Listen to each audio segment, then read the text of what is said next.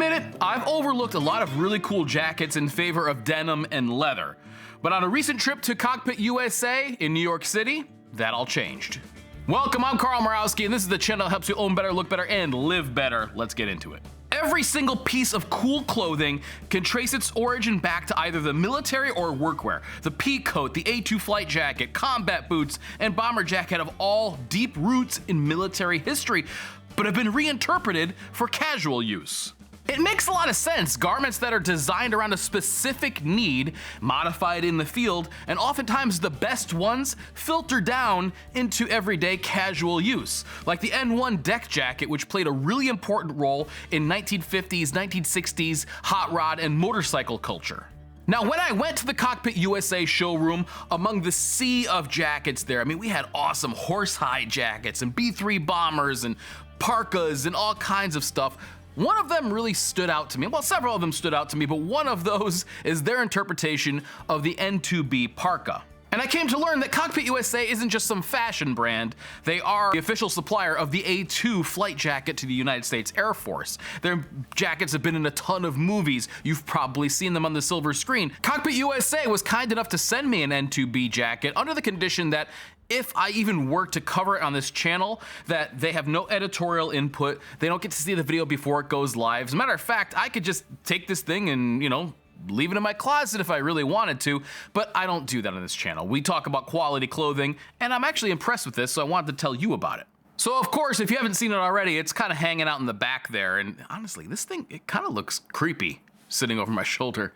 Anyway, but that is the Cockpit USA N-2B, and it has a really interesting history. The N-2B Parka is the little sibling to the N-3B Snorkel Parka and replaced the N-2A. While the Snorkel Parka was more of a traditional length, the N-2B was unique because it was shorter with a knit waistband and cuffs. This makes it much easier to wear whether you're in the pilot seat of a plane or behind the wheel of your Toyota Corolla. Now the Cockpit... Did that thing just move?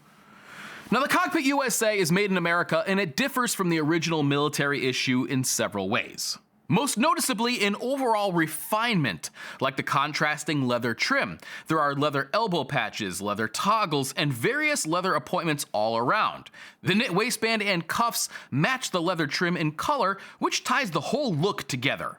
And just a note about those cuffs, I don't know if this was on the original or not, but they interestingly cut back into the sleeve. I've never seen this done before, but it's a really cool detail. The shell material is made from mil-spec nylon flight satin. This is the first jacket of its type that I've ever owned, so I have no basis of comparison, but I gotta tell you, it's thicker than I expected it would be, and it has an almost iridescent sheen to it. But before we move to the interior, I wanna talk a little bit more about the pockets. The original N-2B pockets were of a pass-through design, allowing pilots to reach their pants pockets without exposing their hands to the bitter cold. Both the upper hand warmer pockets and lower flapped pockets are designed for civilian use and no longer pass through. They also feature a snap closure with the Cockpit USA crest. And take a look at those lower pocket flaps. I don't know if this is in the original, but I love how they're pointed with vertical edges. It's a small detail, but one which I noticed right away. There's a small shoulder pocket with 4 pen slots, 2 of which include pencil point protectors. Should you choose to store pens, pencils, a small flashlight, or french fries in these pockets, it's entirely up to you. Now let's take a look inside the Cockpit USA N-2B. Jesus. Cockpit USA has lined the Parka in their signature parachute lining and insulated it with Primaloft. I've read that the original N-2Bs used various insulations from duck down to wool batting. Still, this Primaloft is lightweight and effective.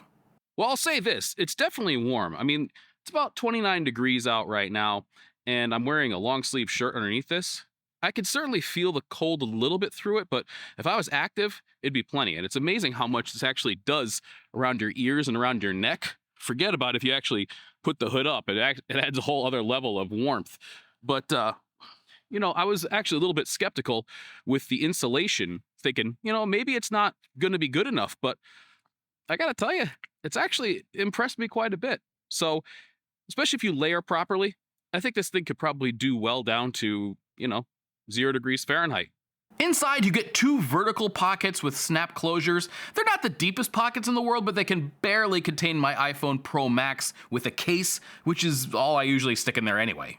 Now let's talk a little bit about that hood, because when you stare into it, it will show you the darkest, most terrifying things. The hood is a split zipper design like the original, which will lay flat when unzipped, making you look like an Arctic explorer or something. It's lined in acrylic faux fur and trimmed with raccoon fur. Now, a lot of people wonder what this actually does. They don't like the look of it, and they wonder if it's actually functional, which it is. What the fur trim actually does is it basically creates a dead zone so that the wind won't steal your heat.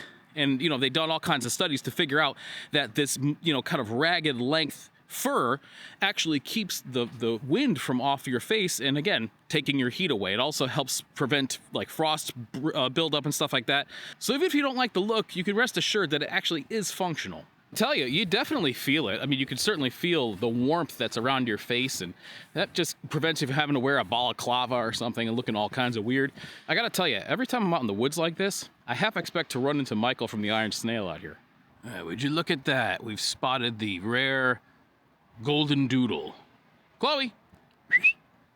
There is a drawstring, which is color matched to the other trim, but unfortunately there's no way to size the hood, so you get that snorkel parka effect whether you like it or not. Of course, adding sizing features would take away from the historical reference N-2B. Now, interestingly, I started to notice these things everywhere, just like you would if you got a new car.